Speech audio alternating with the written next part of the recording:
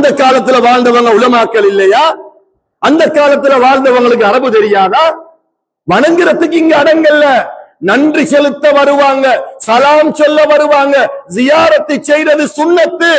ஜன்னத்துல் முஅல்லா மக்கா முக்கர்ரமாவிலே 10,000 சஹாபாக்கள் நல்லடக்கம் செய்யப்பட்டிருக்கிறார்கள். கிட்டத்தட்ட உம்முல் முஃமினீன் சய்யிதத்துனா ஹதீஜத்துல் குப்ரா ரலியல்லாஹு தஆலா அன்ஹா அடக்கம் செய்யப்பட்டிருக்கிறார்கள். கிட்டத்தட்ட சாதாத்துமார்களும் ஆயிரக்கணக்கில் நல்லடக்கம் செய்யப்பட்டிருக்கிறார்கள். சுபஹுக்கு திறந்தா மக்ரிப் வரையில ஜன்னத்துல் முஅல்லா திறந்துதான் இருக்கும். ஜியாரத்து செய்யறது சுன்னத், சலாம் சொல்றது சுன்னத், காலடிக்கு அவங்களை பார்க்க வாரது சுன்னத். அரபிகளுக்கு சவுதி அரேபியாவுக்கு மார்க்கம் சொல்லி கொடுக்கணுமா? என்ன செஞ்சிருப்பாங்க? சஹீஹான ஹதீஸ் ஒன்று வந்திருக்கி, நீங்க வீட்டில இருந்து சலாம் சொன்னாலும் அல்லாஹ் எத்தி வைப்பான், அல்லாஹ் எல்லாத்துக்கும் சக்தி உள்ளவன், இழுத்து மூடுங்க ஜன்னத்துல் முஅல்லாவ, காலடிக்கு வரவானம், கபரடிக்கு வரவானம், வீட்டில இருந்து சலாம் சொல்லுங்க என்று சவுதி அரேபியா சொல்லி இருப்பார்கள். சொல்லாம சுபஹ்ல இருந்து மக்ரிப் வரையில் ஜன்னத்துல் முஅல்லா திறக்கப்பட்டதுக்கு காரணம் கபரடிக்கு போய் காலடிக்கு போய் நின்று சலாம் சொல்லுவது சுன்னத். ஏன் தெரியுமா? அவங்க அதுக்கு பதில் சொல்றாங்க. யார் வந்து அவங்களுக்கு தெரியும், அல்லாஹ் எத்தி வைக்கிறான். ஜன்னத்துல் பகி மதீனா முனவ்வரா கிட்டத்தட்ட இன்னும் 10,000 சஹாபாக்கள் அடங்கப்பட்டிருக்கிறாங்க. ஹசன் ரலியல்லாஹு தஆலா அன்ஹு அடங்கப்பட்டிருக்கிறாங்க. அப்பாஸ் ரலியல்லாஹு தஆலா அன்ஹு அடங்கப்பட்டிருக்கிறாங்க. ஹுசைன் ரலியல்லாஹு அருமை மகன் அலி ஸைனுல் ஆப்தீன் ரலியல்லாஹு தஆலா அன்ஹு அடங்கப்பட்டிருக்கிறாங்க. அவர்களுடைய அருமை மகன் சையதுனா முஹம்மது பாக்கிர் ரலியல்லாஹு தஆலா அன்ஹு அடங்கப்பட்டிருக்கிறாங்க. அவர்களுடைய அருமை மகன் சையதுனா ஜாஃபர் சாதிக் ரலியல்லாஹு தஆலா அன்ஹு அடங்கப்பட்டிருக்கிறாங்க. ஸல்லல்லாஹு அலைஹி வஸல்லம் 9 மனைவிமார்கள் ஒரே இடத்தில் அடங்கப்பட்டிருக்கிறார்கள். 3 பெண் பிள்ளைகள் ருக்கையா, ஸைனப், உம்மு குல்சூம் ரலியல்லாஹு அன்ஹுன்ன 3 பேர் ஒரே இடத்தில் அடங்கப்பட்டிருக்கிறார்கள். அலி ரலியல்லாஹு அன்ஹுடைய தம்பி அகீல் இப்னு அபி தாலிப் ரலியல்லாஹு அன்ஹு அவர்கள் அடங்கப்பட்டிருக்கிறார்கள். ஸல்லல்லாஹு அலைஹி வஸல்லம் உடைய அருமை மகன் இப்ராஹீம் இப்னு ரசூலுல்லாஹ் ஸல்லல்லாஹு அலைஹி வஸல்லம் அடங்கப்பட்டிருக்கிறார்கள். சையதுனா உஸ்மான் இப்னு அஃபான் ரலியல்லாஹு தஆலா அன்ஹு அடங்கப்பட்டிருக்கிறார்கள். சையதுனா ஹலீமத்து சாதியா ரலியல்லாஹு தஆலா அன்ஹா அடங்கப்பட்டிருக்கிறார்கள். மாலிக் இமாம் அவர்கள் அடங்கப்பட்டிருக்கிறார்கள். சாது பின் முஆஸ் ரலியல்லாஹு தஆலா அன்ஹு போன்ற மிகப்பெரிய சஹாபாக்கள் எல்லாம் அங்கு அடங்கப்பட்டிருக்கிறாங்க. ஜன்னத்துல் பகி சுபஹுக்கு பிறகு 2 மணித்தியாலத்துக்கு திறந்து கொடுக்கப்படும். அசருக்கு பிறகு 2 மணித்தியாலங்கள் திறந்து கொடுக்கப்படும். காலடிக்கு போய் நின்று சலாம் சொல்வதற்காக. காரணம், சலாம் சொல்வது சுன்னத். இந்த அமைப்பில் தான் நமது முன்னோர்கள் ஊரை காத்தவர்கள், ஊரை திருத்தியவர்கள், ஊருக்கு ஒளியை கொண்டு வந்தவர்கள், பரக்கத்தை செய்தவர்களை நாம் மறக்க கூடாது என்பதனால் அவர்களை இங்கே வைத்திருக்கிறோமே, அல்லாமல் வணங்குவதற்கல்ல என்ற நல்ல அகீதாவை முதலில் நான் சொல்லிக் கொள்ள விரும்புகிறேன். கண்ணியமான என் அருமை சகோதரர்களே, பேரன்பு பெருமக்களே, கற்களில் கல்லு, இதுல மாணிக்க கல் என்று ஒன்று இருக்குது. பூகுடைக்கு மாணிக்க கல்லை பத்தி சொல்லி தரணுமா? பூகுட ஆத்துல தானே மாணிக்க கிடைக்குது, விளங்கிச்சா? அதே மாதிரி கல்லுல மாணிக்க கல் என்று ஒன்று இருக்குது. இந்த மாணிக்க கல் அந்த காலத்து மனிதர்கள் வெள்ள புடவையில சுத்தி 2 கையால தான் கொண்டு போய் கொடுப்பாங்க. அது அல்லாஹ்வுடைய நிஅமத். மாணிக்க கல் வியாபாரம் பண்றவங்களுக்கு சின்ன ஒரு உபதேசம் பண்றேன். இடையில பேச்சு வந்ததுனால கல்லொண்ட நாட்டான் தூக்கி கொண்டு வாராரு. நாட்டு வருத்தன்னு சொல்லுவாங்க. நாட்டான் தூக்கி கொண்டு வாராரு. நாட்டானுக்கு இந்த கல்லிட அடியும் தெரியாது, நுனியும் தெரியாது. இவர் மேலால் ஒரு பார்வை பார்த்தாரு. கல்ல ஈஸியா கொழும்புல வைத்து ஸ்ரீலங்கா ஆளொண்டுக்கு 50 லட்சத்துக்கு விற்கலும். நாட்டானுக்கு இன்றைக்கு பச்சரிசி 1 கிலோ வாங்கி கொள்ள சல் இல்ல. நாட்டானுக்கு இன்றைக்கு என்ன சரி ஒன்று செய்ய போறதுக்கு பஸ்ஸுக்கு சல் இல்ல. வந்து பயந்து நடுங்கி கல்லுட பொறுமை தெரியாம மாத்தியா மேகத்தையாகன மற்ற பனஸ்தாகத் என்ன கோன்னு கேட்கிறாரு. எனக்கு 50,000 சரி தாங்களே. இவன் பயம் என்ன தெரியுமா? கல்ல கையில தந்துடப்படாது, இந்த ஹாஜியார் மஹாத்தியாட மனசு மாறிடணும். இவர் எப்படி சரி எனக்கு இந்த கல்ல வாங்கி 50,000 தந்தா இன்றைக்கு என்ன நிலைமை, என்ன ஒரு மாசத்துக்கு என்ற காலம் ஓடுமண்டு அவன் மனக்கோட்டை கட்டி கொண்டு வாரான். ஆனா கல்லிட பொறுமதி 50 லட்சம். இந்த ஸ்ரீதேவி என்ன செய்யறாரு பார்த்துட்டு, இந்த கல்ல இதா 50,000 இந்தா வேற துறை பேத்து கொடு. அதனா இது 50,000? கல்லுக்கு உயிர் இருக்குது. கல்லு அல்லாஹ்வை திக்ர் செய்து ஒரு குழந்தை பிள்ளைய பெத்தெடுத்தா அந்த குழந்தைய வெள்ளப்புடவையால போட்டி எடுத்து பாங்கு காமத் செல்ற மாதிரி அந்த கல்லுக்கு அப்படி செய்ய தேவையில்ல. கல்பால அல்லாஹ்வுடைய நியமத்தை மதிக்கணும். அல்லாஹ் ரிஸ்க் அளிக்கிறான். அல்லாஹ்ட ரிஸ்கை யாருக்கு ரிப்ரசன்டேட்டிவாக அல்லாஹ் அனுப்புறானோ அது முஸ்லிமோ முஸ்லிம் அல்லாத மாற்று மத சகோதரரோ கண்ணியப்படுத்தி ஏந்தி போந்தி அவர்களுக்குரிய ஹக்குகளை கொடுத்து ஹதியாக்களையும் கொடுத்து சாப்பாடும் கொடுத்து அதை கண்ணியப்படுத்தினா இவருடைய புள்ளைக்கும் அதை அல்லாஹ் நியமத்தை செய்வான், ரஹ்மத்தை செய்வான், ரிஸ்க் அளித்துக் கொண்டிருப்பான். அதுக்கு இல்லாத பொல்லாத பழுது கோவாங்கு அந்த வாங்கு இந்த வாங்கு அடப்பு வெட்டோணம் அறுக்கோணம் இது 5 கிராத்தும் வராது, 2 கிராத்தும் வராது. 10,000க்கு தாரியா மகத்தியா எனக்கு ஒரு 45,000 தாங்களே, 15,000 தரவா மகத்தியா 40,000 தாங்களே என்று 30,000க்கு பாகேன் பண்ணி கல்ல வாங்கி கொண்டு வெட்டி ஒப்பம் போட்டு இவர் என்ன செய்யறார் போய் இப்ப இந்த கல்ல புகழ்றார். எப்படி தெரியுமா? அந்த கல்லுக்கு எப்படி இருக்கும்? 1 கோடி செல்றாரு, 60 லட்சத்துக்கு விற்கிற எண்ணத்தோட அத பயர் கேட்கிறார் 25 லட்சத்துக்கு. கேட்ட உடனே செல்றாரு 25 லட்சமா? இந்த கல்லை பத்தி என்ன சொல்றீங்க? ஐயா நான் பேச தேவையில்ல, கல்லு பேசும். நான் ஒண்ணும் பேச மாட்டேன். பாருங்க, சூரியனுக்கு வச்சு பாருங்க, லைட் அடிச்சு பாருங்க, டோர்ச் அடிச்சு பாருங்க, போன் லைட்டுக்கு பாருங்க, கல்ல பத்தி விளங்குதில்லை. Royal flow. நல்ல வேலை நான் சர்டிபிகேட் எடுக்கல. சர்டிபிகேட் எடுத்தா இது 1.5 கோடி போடுமா? யார் எனக்கு சல்லி தேவை சட்டிங் வந்த புரியமண்டா எடுங்க எனக்கு ஆளிக்கு செல்றாரு.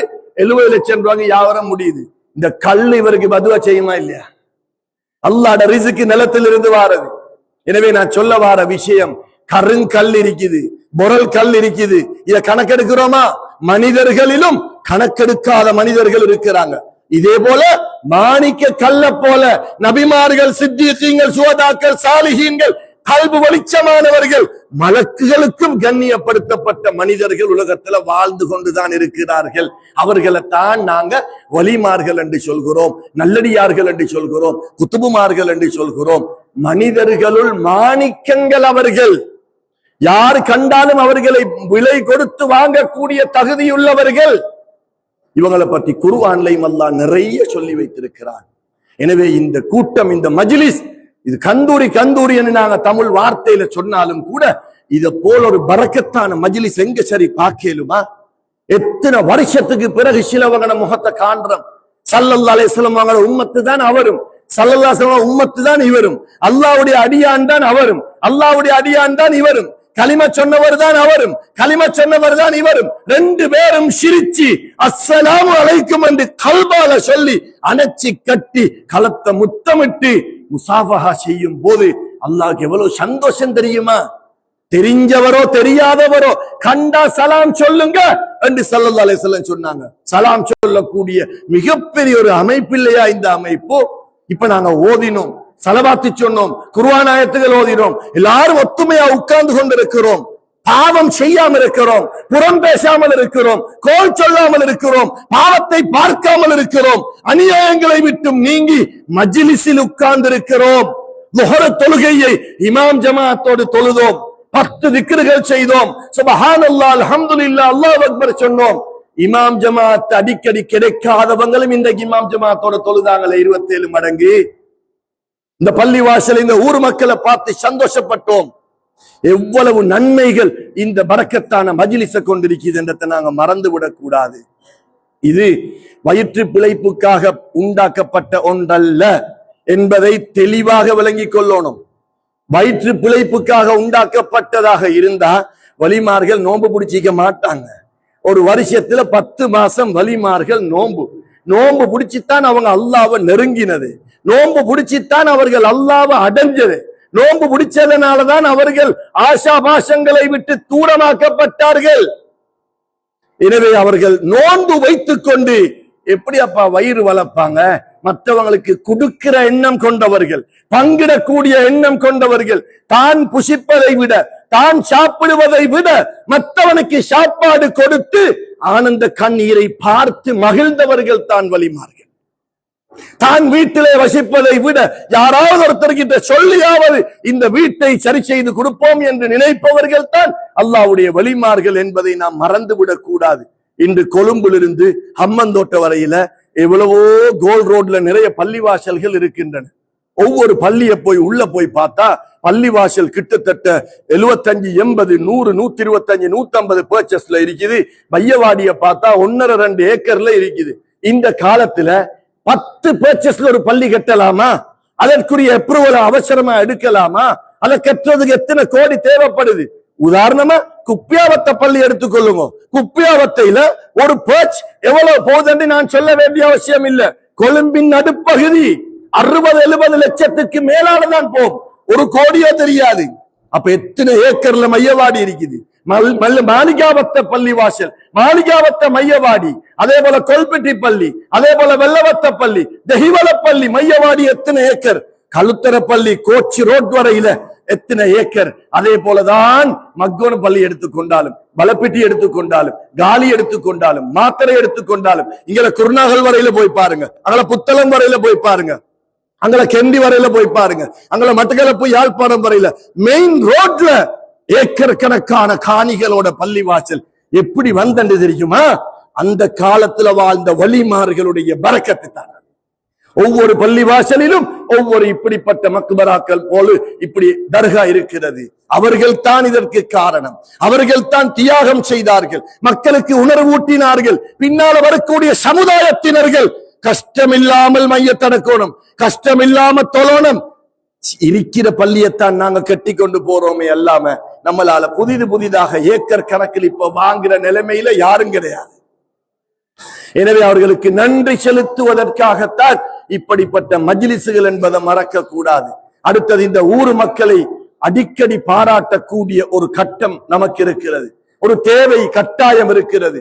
இந்த ஊர் மக்கள் அன்றிலிருந்து இன்று வரையில் மிகவும் சிரமப்பட்டு இந்த இடத்தை மெயின்டைன் பண்ணி இந்த இடம் கியாமத்தினால் வரையில் ஒரு அடையாளமாக இருக்கட்டும் என்ற நீயத்தோட, யாரையும் கோபித்துக் கொள்வதற்கோ நோவித்துக் கொள்வதற்கோ அல்ல, இதன் மூலமாகத்தான், இவர்களின் பரக்கத்தால தான், இவர்களின் வருகையை கொண்டுதான் நம்முடைய முன்னோர்கள் நிம்மதியாக வாழ்ந்தார்கள், நம்முடைய முன்னோர்கள் ஒற்றுமையாக இருந்தார்கள், நம்முடைய முன்னோர்களுடைய கணவன் மனைவி பிரச்சனைகளை தீர்த்து வைத்தார்கள், முன்னோர்களுக்கு குர்ஆன் ஓதி கொடுக்கக்கூடிய அமைப்பை காட்டி தந்தார்கள். நம்முடைய முன்னோர்கள் அனைவரும் ஒன்று சேர்ந்து, கண்ணியத்துக்குரிய யஹியா மௌலானா அவர்கள், கண்ணியத்துக்குரிய சையது ஹாரிஸ் மௌலானா அவர்கள் அந்த காலத்தில் வருகை தந்து இங்க உள்ள வாலிபர்களை ஓத வைத்து அவர்களை மதரசாக்களுக்கு அனுப்பி உலமாக்களாக மாற்றி இன்று இந்த ஊரிலும் சில மாணிக்கங்கள் உலமாக்களாக இருக்கிறார்கள். அந்த உலமாக்களோடு ஒன்று சேர்ந்த வாலிபர்களும் நிர்வாகிகளும் கமிட்டியினர்களும் ஒன்று சேர்ந்து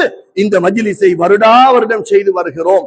அது மட்டுமல்ல, 10 நாட்கள் குர்ஆன் ஓதுகிறோம். 10 நாட்கள் 10 குர்ஆன்களை ஓதி இந்த மஜ்லிஸிலே தமாம் செய்யக்கூடிய காட்சியையும் நாம் பார்த்து கொண்டிருக்கிறோம். குர்ஆன் ஓதுவதை விட சிறந்த ஒன்றிருக்குதா? ஒரு எழுத்துக்கு 10 நன்மை, வுதுவோட ஓதினா அதை விட பெரிய நன்மை, தொழுகையில ஓதினா அதை விட பெரிய நன்மை, தொழுகையில நின்று கொண்டு ஓதினா அதை விட பெரிய நன்மை என்றெல்லாம் சொல்லப்பட்டிருக்குது. எனவே கண்ணியத்திற்குரிய என் அருமை சகோதரர்களே, பேரன்பு பெருமக்களே, வலிமார்கள் என்பவர்கள் இந்த உலகத்திலே வந்தது வயிற்று பிழைப்புக்காகவோ வயிறை நிறைத்துக் கொள்வதற்கோ அல்ல, அவர்கள் வந்ததே உலகத்தை சீர்திருத்துவதற்காக. கண்ணியத்துக்குரிய அல்ஹம்துலில்லாஹ் எங்களுடைய மெலிபன் டெக்ஸ்டைல்ஸ் உரிமையாளராகிய கண்ணியத்துக்குரிய இல்யாஸ் கரீம் பாய் ஹாஜி அவர்கள் வருகை தந்து கொண்டிருக்கிறார்கள். மாஷா அல்லாஹ், வருடம் அவர்கள் இவர்களை பரக்கத்தான முறையில் கவனித்துக் கொண்டும் இருக்கிறார்கள். எனவே அவருடைய ஹயாத்தை நீளமாக்கி ஆபியத்தோட ரஹமத்தோட பரக்கத்தோட அவங்களோட கல்புல் உள்ள கவலைகளை எல்லாத்தையும் நீக்கி மன நிம்மதியோட சந்தோஷமா வாழக்கூடிய பாக்கியத்தை அவங்களுக்கு மட்டுமல்லாம அவங்களுக்கும் கொடுத்து அவங்களோட பிள்ளைகள், மருமக்கள், பேர பிள்ளைகள், சந்ததிகளுக்கும் அந்த பாக்கியத்தை அல்லாஹ் கொடுத்து இந்த மஜ்லிஸை ஏற்பாடு செய்த உலமாக்கல் அல்லாதவர்கள், நிர்வாகிகள் எல்லாருக்கும் அதே போன்ற பாக்கியத்தை அல்லாஹு தாலா கொடுத்தருள்வானாக. கண்ணியமான என் அருமை சகோதரர்களே, தாய்மார்களே, சகோதரிகளே, இப்படிப்பட்ட மஜ்லிஸுகள் கட்டாயம் வைக்க வேண்டும். ஏனென்றால் நாம் அனைவரும் ஒன்று சேருகிறோம், ஒற்றுமைப்படுகிறோம். 6 மாசத்துக்கு ஒரு தடவையாவது முகத்தை பார்க்கிறோம், ஒரு வருஷத்துக்கு ஒரு தடவையாவது பார்க்கிறோம். ஸல்லல்லாஹு அலைஹி வஸல்லம் அவருடைய வாரிசுகளான உலமாக்களை சந்திக்கிறோம், அவர்களுடைய குடும்பத்தினர்களான அஹ்லுல் பைத்துகளை சந்திக்கிறோம், கொடை வள்ளல்களை சந்திக்கிறோம், பார்க்கிறோம். சந்திச்சு குடும்பத்தார்கள் ஒருவருக்கொருவர் சந்திச்சு பேசி கதைச்சு ஒற்றுமையை வளர்ப்பதற்கு ஒரு முக்கிய காரணமாக இருக்கிறது. எனவே கண்ணியமான என் அருமை சகோதரர்களே, தாய்மார்களே, சகோதரிகளே, இந்த மஜ்லிஸ் மிகவும் கண்ணியமான ஒரு மஜ்லிஸ். அவுலியாக்கள் என்பவர்கள் நாங்க யாருமே அவங்கள வணங்கவும் இல்லை, வணங்கவும் கூடாது, வணங்கவும் முடியாது. யாரோ சொல்ற மாதிரி அவுலியாக்களை வணங்குறதுக்காக இந்த கந்தூரி வைபவங்களோ மஜ்லிஸுகளோ வைக்கவில்லை. வைத்ததெல்லாம் மனிதர்கள் ஒற்றுமையாக வாழணும், குடும்பத்தில் வளர்ச்சி ஏற்படணும், அனைத்து ஊரும் ஒன்று சேர்ந்து குதூகலமாக சந்தோஷத்தை வெளிப்படுத்தணும் என்கிறதுக்காக வேண்டித்தான் இப்படிப்பட்ட மஜ்லிஸுகள் உருவாக்கப்பட்டிருக்கிறது என்பதை நாம் மறந்துவிட